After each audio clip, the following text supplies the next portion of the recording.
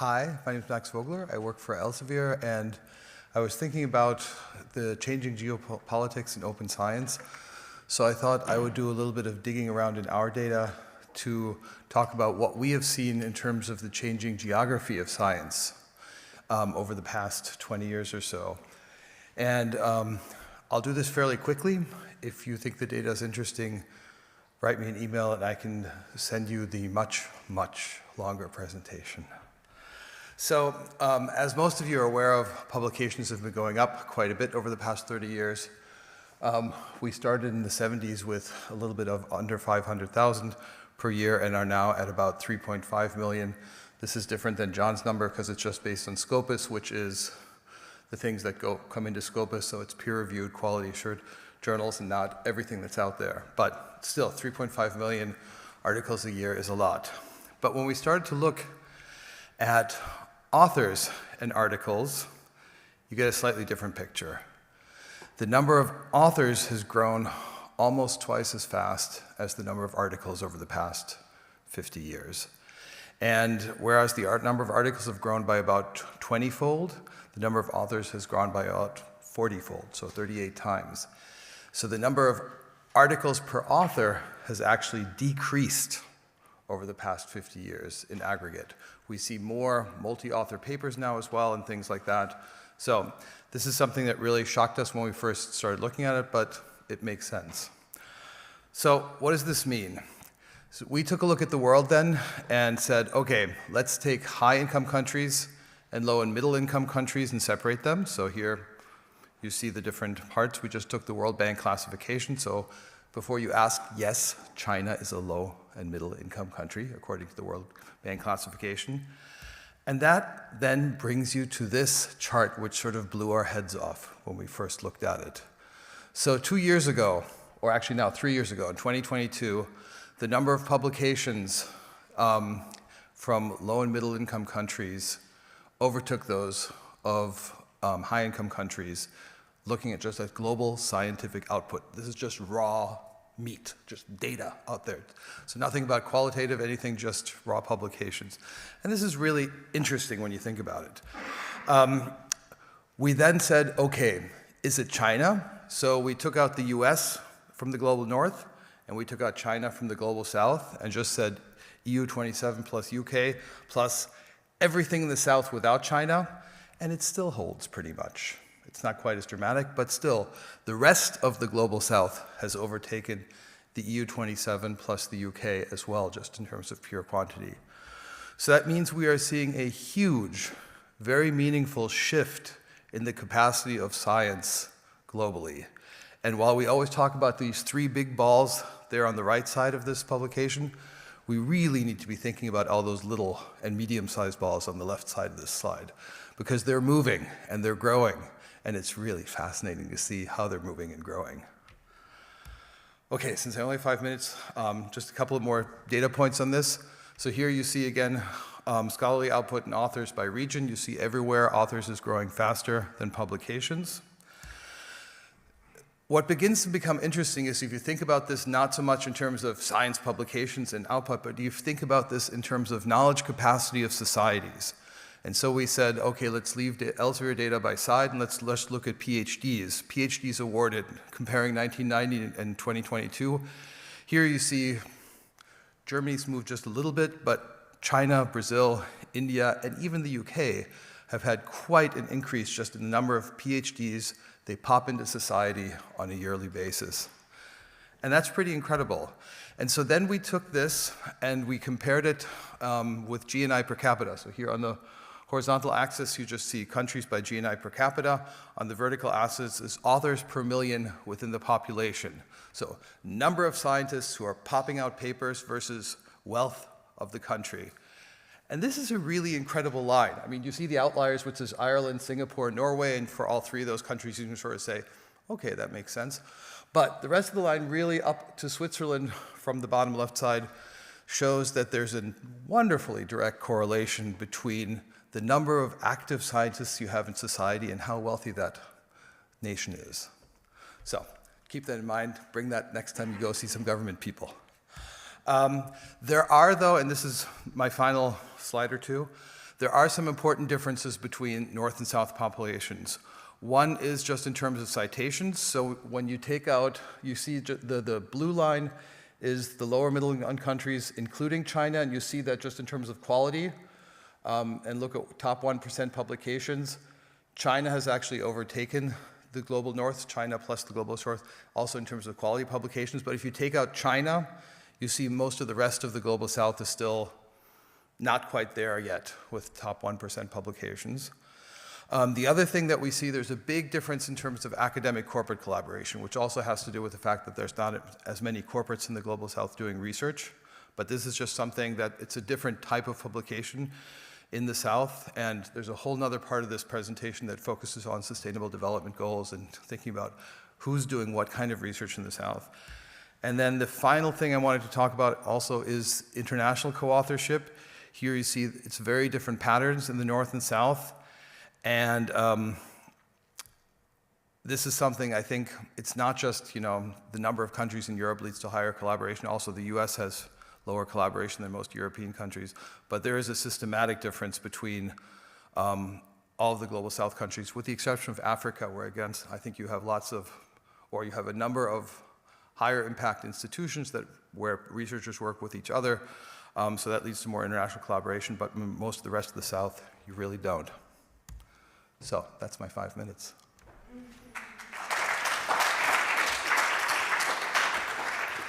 Do we do questions? If there are questions, we would have time. Yeah. Do you have an explanation? So the last slide, the US collaboration was rather low. So what's the explanation?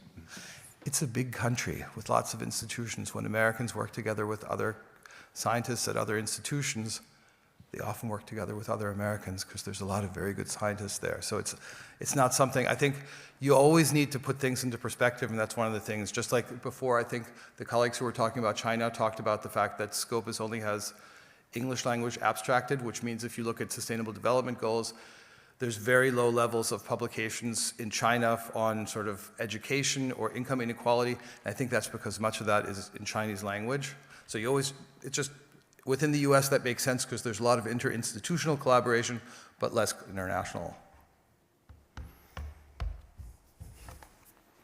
Hi, thanks for the engaging presentation. My question is, why is China categorized as in that lower and middle income countries category, as it is officially upper middle income country? We just used the World Bank classifications. That's what it was. Okay, interesting. Thank you. And if we got it wrong, let us know, and then we'll change it. We got it wrong? Okay. Thank you. So, next one would be Annika, Tjuka. Are you there? Yeah. Okay, so I realized that I chose a rather easy topic because it's been mentioning multiple times over the course of this day. So I'm going to talk about my experiences with publishing in Open Research Europe. So some of you are familiar with it, others not. That's the main website. And so what's OARE? I find that very hard to pronounce, but it's the acronym for Open Research Europe. It's an open access publishing platform. It stems and it was funded by the European Commission, and now what we heard today, other people are joining in, and I think it's a great development because my experiences with this journal has been really great. It's at the beginning it was very open, so even my supervisor who encouraged me to publish in this journal had direct contact with the editors and has been also shaping the LaTeX template with them and so on. So one of the things or prerequisites that you have to be aware of is that at least one of the authors of the publication has to be or still is a recipient of a Horizon 2020 or a Horizon Europe grant, which doesn't mean it needs to be the first author. It could be on basically any part of the paper this author needs to appear. So that's the only prerequisite. Why to publish? And I think I don't need to convince you, but yeah, it's open access, there are no author fees, and it's an open peer review. So I think at some of these meetings we have been also talking about open peer review, which is a great way of immediately making the peer review open and accessible, mitigating some of the things. I work in linguistics, and there can be vicious fights, and sometimes, or the hope is that this open peer review gets people to be more friendly. I don't think that it's happening all the time, but it is a way to mitigate that. It's science-made and published in Europe. I think that's the geopolitical aspects of the whole journal, which is great. The publishing process is as in any other journal. The only thing that might be somewhat different to some of the more prestigious journals is this open peer review, which when you submit to the journal, they make a quick check on the formatting, look at everything that basically adheres to their guidelines, and then it's immediately open access. It's immediately there on the website, and the revision process starts. One thing that you have to know is that you kind of act as your own editor. So you are selecting at least 5 people who are then invited as reviewers from the journal, and you need to somewhat handle whether or not you have 2 reviewers at least for your article. But at least in my experiences, especially because people are like this open peer review because it gives credit to the people who are doing the work of the review. We didn't have any problems finding reviewers for our article. So these are the subject areas of the journal. So you will find probably, or you can publish in any of these depending on where your science is located. I'm in the humanities, and these are the different article types, which is, for me as a linguist / cognitive scientist, really neat, because I can choose whether or not I want to do a classical research article, but there are many other formats that allows me to focus on smaller aspects of my research, such as short essays, or even publish a very small case study. And the article that I published there was a data node. So I work with cross-linguistic databases, and we introduced one of these databases, or a new version of it, in a data node. There are also other possibilities where you just can publish the methods or the software that you used. But yeah, that's kind of the things that you can publish, or the article types that you have in the humanities. I'm not sure whether or not these all apply to all of the fields, but I'm guessing that there are multiple avenues that you can choose. So this is how it looks then on the website. This is basically showing or indicating that that's the 3rd version. It's peer-reviewed by 2 people, and it's approved. This changes depending on the approval status. So you can click on any of these blue things and also view the comments of each of the reviewers. You can also see my responses to the reviewer comments. Really, and it's a really nice platform, and it feels very dynamic. Whereas if you compare it with the traditional publication process, which is very closed off, and you just submit your paper into a black box and you don't see it for multiple months. It feels very active and engaging. So yeah, and then if all of the reviewers approve it, then it gets the final version. And even now, if people would comment on it, I could go there and edit if there would be another comment. So yeah, thank you so much.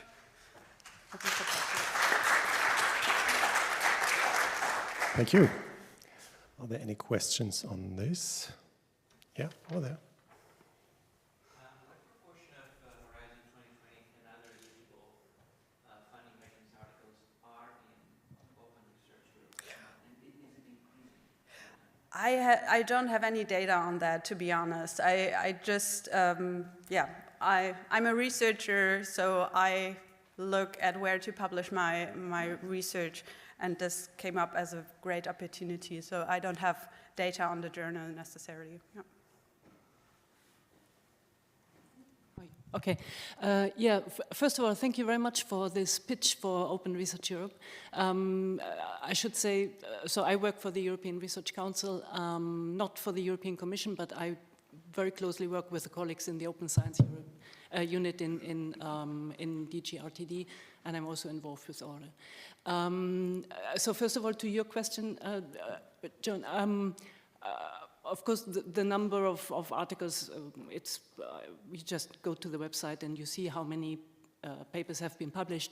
Now, of course, the numbers are not huge, but it's just like you go to any other journal. I mean, if you look at any other journal, how many articles funded by a certain funder have been published in that journal, it's probably also a small percentage, simply because there are so many different journals out there, and publishing in Open Research Europe is completely optional for grantees, for anybody. And two small things, I mean, about eligibility, yes, basically it's grantees from Horizon Europe, Horizon 2020, but there's also a whole number of other smaller programs that are also eligible. I know you didn't want to make it too complicated, but for example, cost actions are also eligible. And then about the choosing peer reviewers, that has actually changed quite recently. So now the system has changed to editorial peer review. So the peer reviewers are selected by the editors. I mean, it's a different type of editors than in the traditional journals, but the peer reviewers, authors are still, I think, encouraged to propose peer reviewers, but there is now the editorial component. Just to clarify. Yeah, that's good. Yeah, because my article, it was in 2023. That's, 2 years ago. So,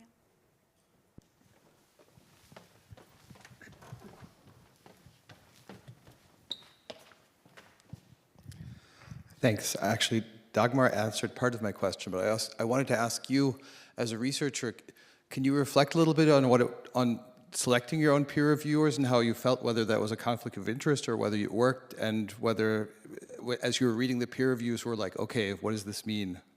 Oh, so actually, so even if I submit an article to other journals, I usually tend to provide at least 2 or 3 people that I think are in the realm of, or could provide reviews. Because I'm now sitting on the other side of the table as an editor of a special issue, and finding reviewers is the most difficult thing that I have encountered. So with this, I actually had the experience, so we had 5 people proposed as reviewers, and then 2 of them replied and declined right away, and then 1 didn't answer, as usual. And then 2 decided to review that. It didn't feel like there was a conflict of interest, because even if I submit this, I would have submitted the same list basically if I would have submitted the article to another journal where I'm not able to see who's going to review my article.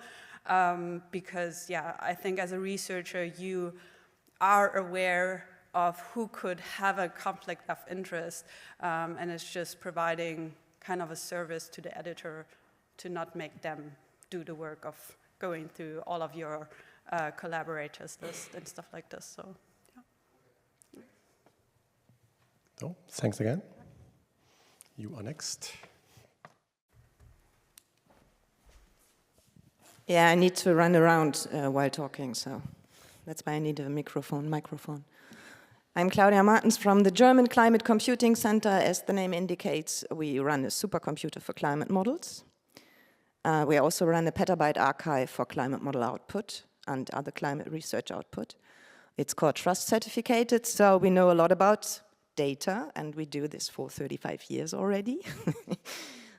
So it's not, my talk is never ever about publications, but about data. And about enhancing FAIR principles in Earth system science means Earth system science is something like all the natural processes, and then you have on the other side all the human activities. Those are difficult to predict, not rational always, very much about moral and politics, so I will talk about the left side.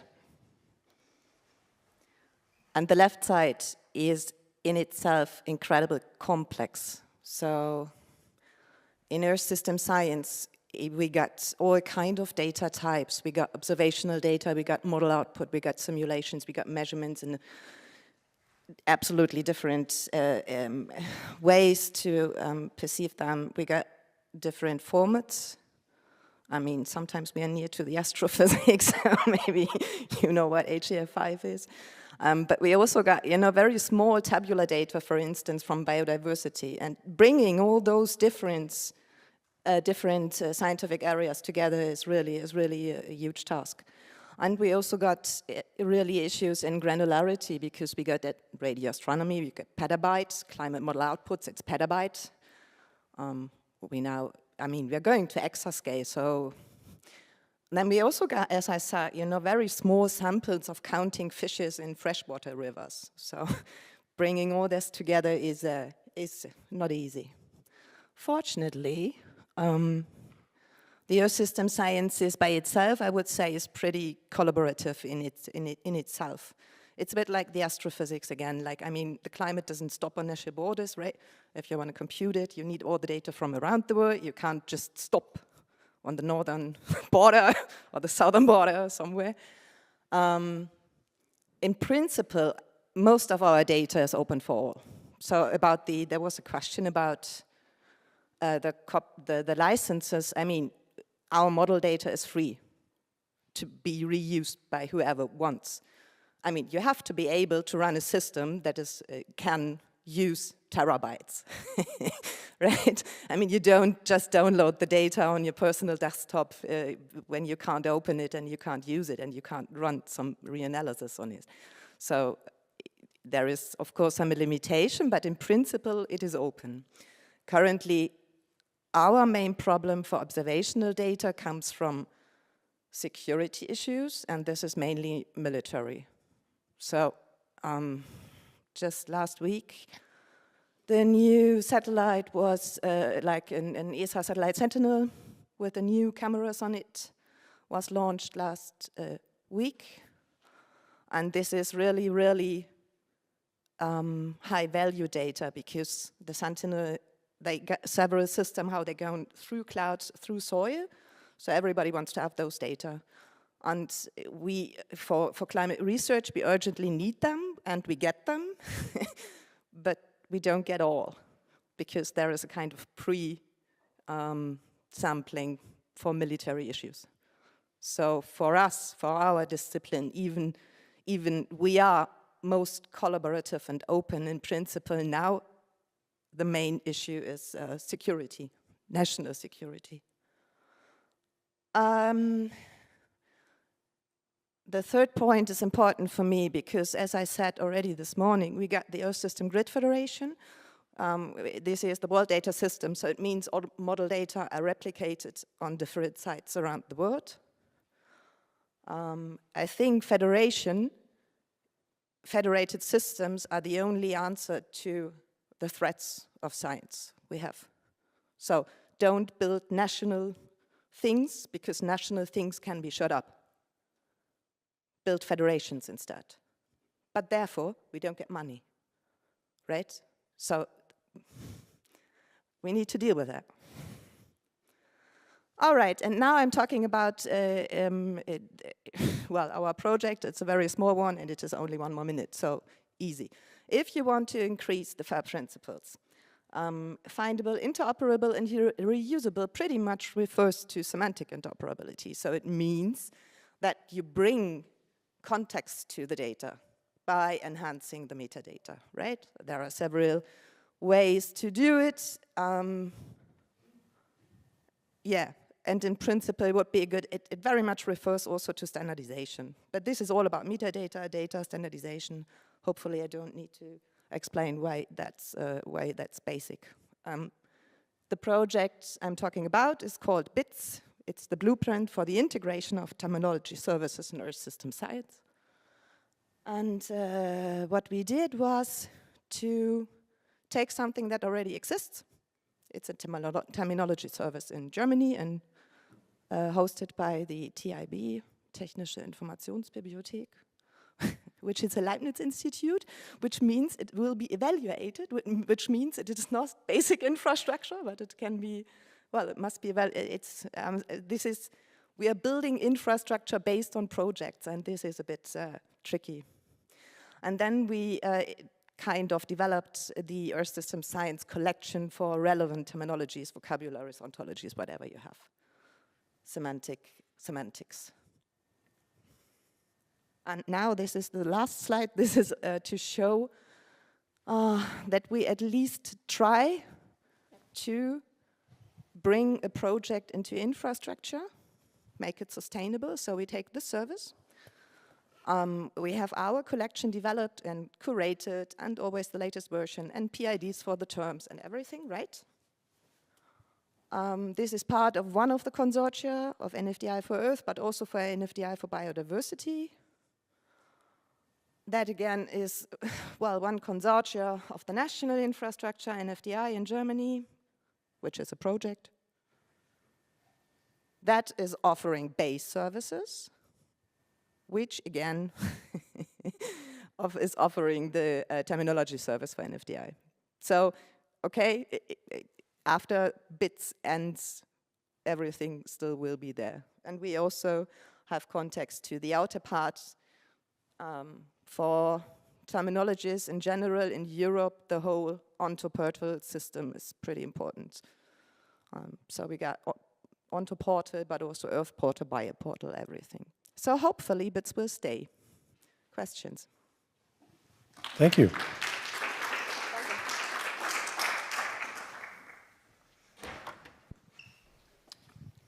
Are there questions? I have a question. How is it funded, BITS? DFG, that's why I'm talking about national stuff.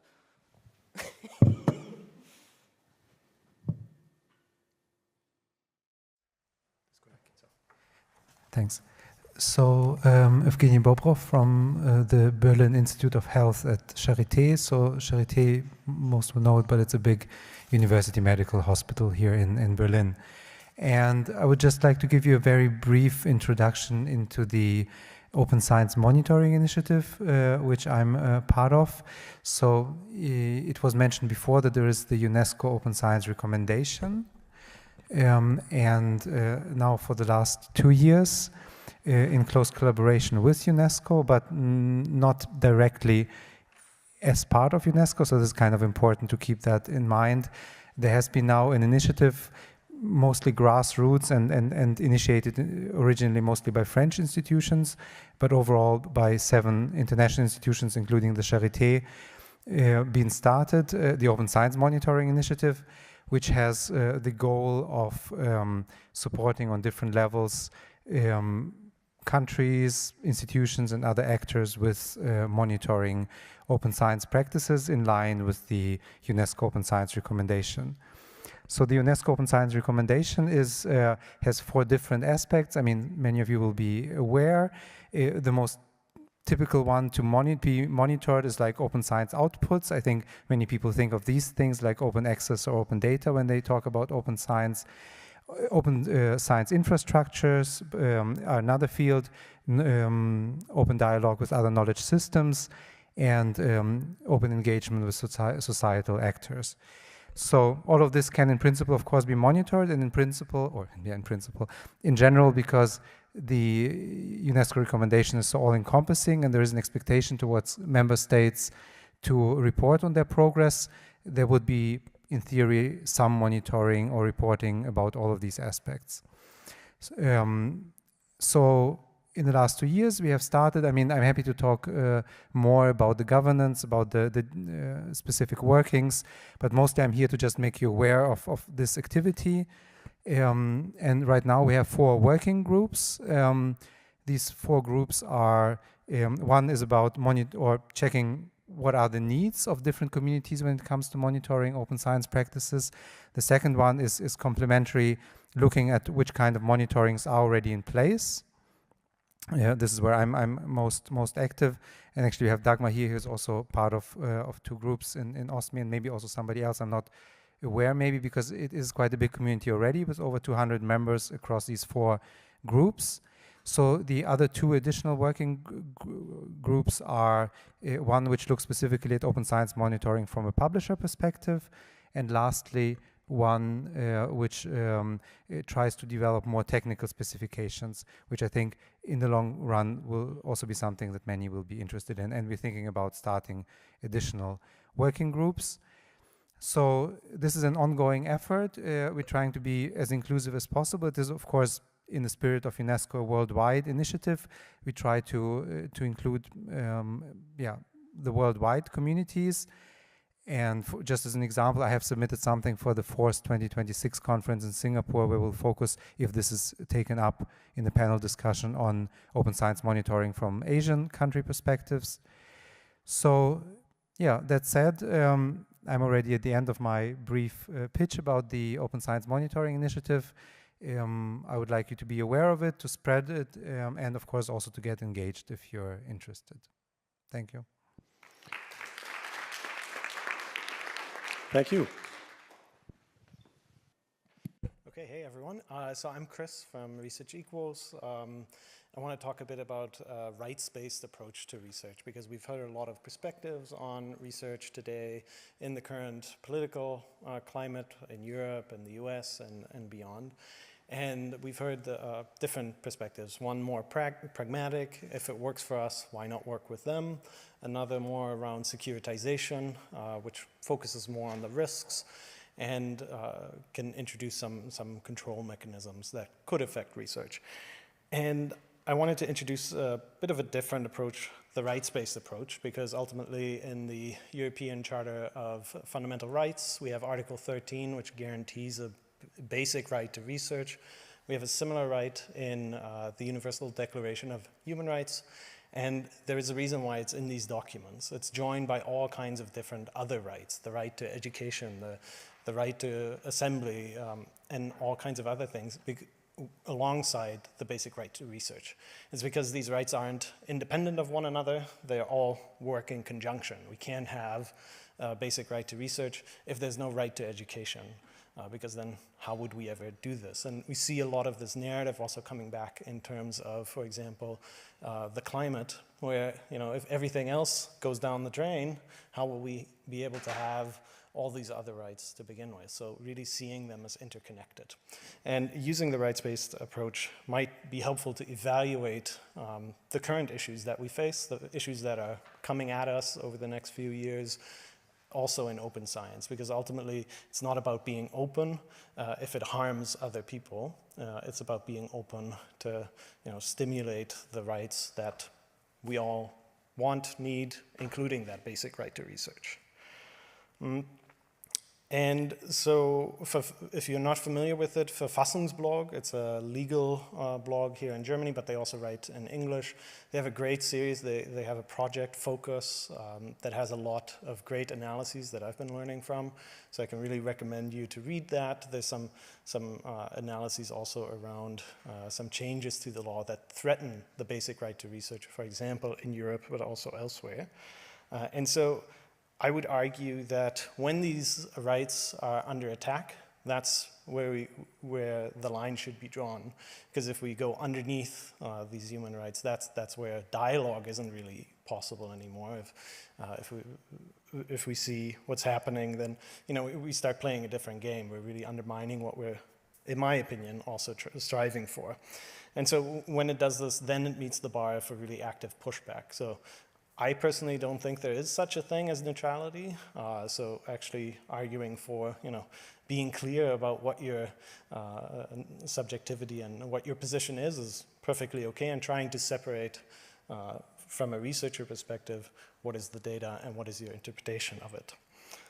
And so I argue we need to guard those rights because they're very easy to lose. The rights-based approach might help to analyze some of the issues that we see in the world and come at us. And if you want to talk more about that, I'd love to hear your thoughts as well. So thank you for your attention.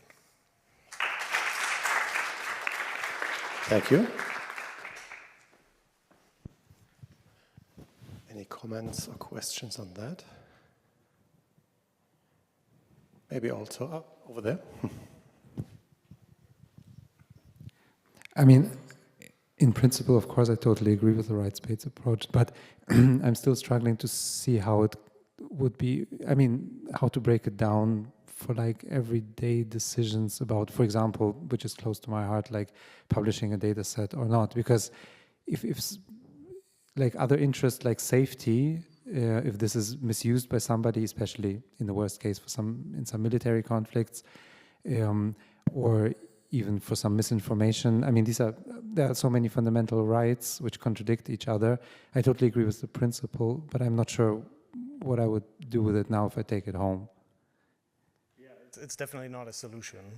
So more in the sense of if you have these issues to analyze it from that perspective. So we heard, for example, about the new committees for the security risks. I think those are great, but it's all about, is it approved from a security perspective? I would argue maybe from the other aspect, does it harm because there's also a right to security as an individual, does it harm that right instead of do we approve it from a security perspective? So it's more a perspective that helps, yeah. Thanks again. So.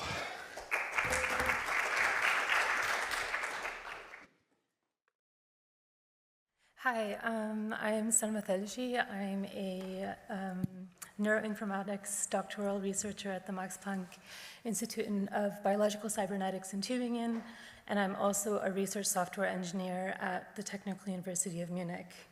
Our research group focuses on light exposure and its non-visual effects. So basically how the timing and intensity of daily light influence our sleep, our cognition, and our physiology. Now, these biological processes are universal, but unfortunately, the data we have about them is not at all. So today, what I'll introduce you to is an infrastructure that we're developing to make light exposure data sets interoperable and globally accessible. And that's our effort to foster epistemic equity in how this field generates and shares evidence in this domain. So first of all, a little background on light exposure and why we focus so much on it. So light exposure influences our circadian rhythms, our sleep, our cognition, our visual health, and it also informs architecture and urban design. But light exposure isn't a single universal experience, and our individual behaviors around light interact with our architectural affordances, our climate, our culture, and our daily routines. So if we look at these pictures, we'll see that, for example, people in northern Laos use umbrellas to shield from the sun, whereas in Berlin, we have a very different light interaction, and people have open balconies trying to seek out as much light as possible. Whereas in Kerala, we have shaded verandas, or in Amsterdam, people commute by bike, whereas in London, people seek out sunlight in picnics, and in Singapore, people curate some indoor plants to help shield from the direct sunlight. So each of these reflects a unique relationship to light that's shaped by local cultures and conditions. Now, to actually capture how these differences in light exposure play out in our daily life, we have wearable light loggers, and these are basically small sensors that you can wear either as a necklace, or in some cases we've strapped them to the front of glasses, or you can wear them on your wrists, and they record the light that someone experiences on a daily basis. And basically, it gives us an idea of the timing of the light exposure that people are getting and the pattern of it across time. So not just the timing, but the intensity. So now in the upcoming animation, what we're going to see is the type of data that we collect using these light loggers. And we'll see why it's so important to be able to collect data from across the globe. Because of course our light exposure, the data that we collect influences the recommendations that we offer, especially from like a health agency perspective, on how people should behave and interact with light on a daily basis. And what we'll see here in the animation is basically sample data sets that we've collected with collaborators around the world, where these light loggers are again just logging the intensity of the light that you're getting across your day.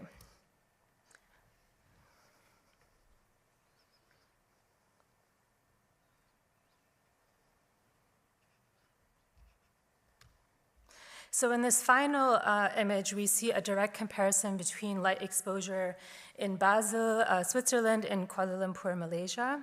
And in the Basel data set, we see that there's longer summer days. So here you see that this photo period extends, longer than in Malaysia. But for example, in Malaysia, we have a much more persistent, I went backwards. We see we have a much more regular light exposure pattern than we do in Switzerland across the year. So unfortunately, at the moment, most of the optimal light recommendations that inform public policy, architecture, and health advice are based almost entirely on higher altitude industrialized environments and are implicitly treated as if they're universal. And so the question isn't whether these findings are wrong, they're simply incomplete. And we can't assume that the results from certain latitudes, for whatever reason, generalize across not just the rest of the globe, but across cultural contexts as well. Because of course, cultural contexts impact how we dress and how we behave throughout the day. So the real challenge is, how do we build evidence that's regionally grounded, but still comparable across sites? And that's what I'm here to introduce you to. So I've mentioned that we have technology that allows us to measure light. We have this. We have data sets from around the globe, not entirely, but we do have collaborators in different areas. But what's missing is the infrastructure to connect, validate, and compare these data sets. And we thought that we cannot begin to build localized recommendations. And unfortunately, many researchers in resource-limited settings, like has been mentioned earlier in the panel, particularly in the Global South, lack access to data sets and analytical tools that allow them to be contributing members that not just use the data ecosystem, but shape it as well. And as mentioned, there are global light data from very few sites, but the data at the moment is an extremely fragmented patchwork. There's no compatible formats, there's inconsistent metadata, and the pre-processing steps are not at all documented. So of course it makes it very hard to do any kind of multi-site comparisons for meta-analysis studies, and it makes it very hard to reproduce any kind of the results that are being published. And that's what we're addressing with our initiative called the Global Light Exposure Engine, based at TUM. And it basically operates on two different levels. So the first layer of the infrastructure is called the Global Light Commons. And what it is basically a web-based metadata validator that applies custom light exposure schemas that we've developed. And it applies these to the reference data sets. And it certifies those that meet all validation criteria. So then they receive a badge of certification that they've met all the metadata criteria. And when I say the metadata schema, I'm talking about things like participant information, the contributors to the study design itself, the data set structure, as well as things like the device type, the calibration, the timing, and the exposure metrics. The second layer, and so of course, the infrastructure is operating as a sort of distributed validation and indexing model, so we don't host any data directly. Instead, we maintain a registry of these validated data sets that we link to the original repos, like on Zenodo, for example.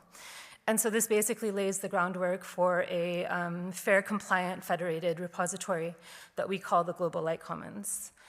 The second layer is LightLog-R, which is a open source R package that we've developed that standardizes the analysis of light exposure data.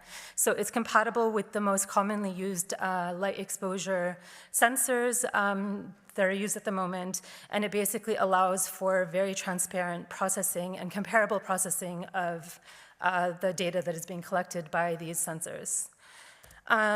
Importantly, around this infrastructure, we're also building a community of practice where we invite researchers from different fields like chronobiology, vision science, architecture, and we run live tutorials, we publish newsletters that highlight new tools or data sets, and we really try to develop a community where there is a flow of information across the different sites and a agreed on understanding on how to operate within this small community.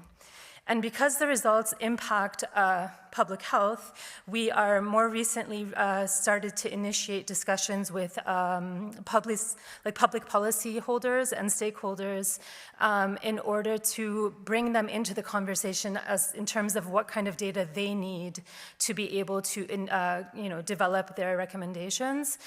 So instead of developing separately from the public policy aspect, we are trying to bring them into this community of practice as well, so that they also help shape the metadata standards that we're developing around light exposure.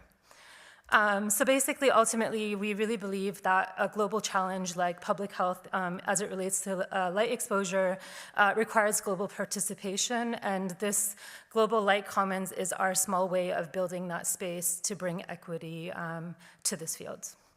Thank you. And just some references. Thank you. I can't believe we are almost perfectly in time, and we have time for some questions also. Yeah, I have a short one. You said the GLI is the infrastructure run by LMU, TMU? TUM, yeah. TUM, and how sustainable is it? What do you mean by how sustainable is it? Like it is built up and it will be maintained and be operational for the next 10 years? So it's not based on project money, it's really based on university money? At the moment, it is project-based. This is an initiative that we just launched this past February, and it is currently funded for 2.5 years. But this is a serious concern of ours, and it's a conversation that we're having at the moment already, because we're aware of it running out, and we are trying to figure out a way to make this more sustainable, which is again why we are interested in building this community of practice, because it's a serious problem always, that you get these limited funded projects, you're happy you get the funding, but then you're already aware ahead of time that you have an expiration date. I expire, basically, and then, yeah, we're in discussions in terms of how to bring in staffing onto a project like this that can keep it maintained, while also fostering the community around it. Yeah, one solution for this, enhancing open science would be to get all the projects, everything that is already developed into infrastructure services. We are fighting for this for, 20 years for the whole data stuff, right? So it's always the same. It's always project, always project, always project, and then anyhow, somewhere you find some money or you expire, yes.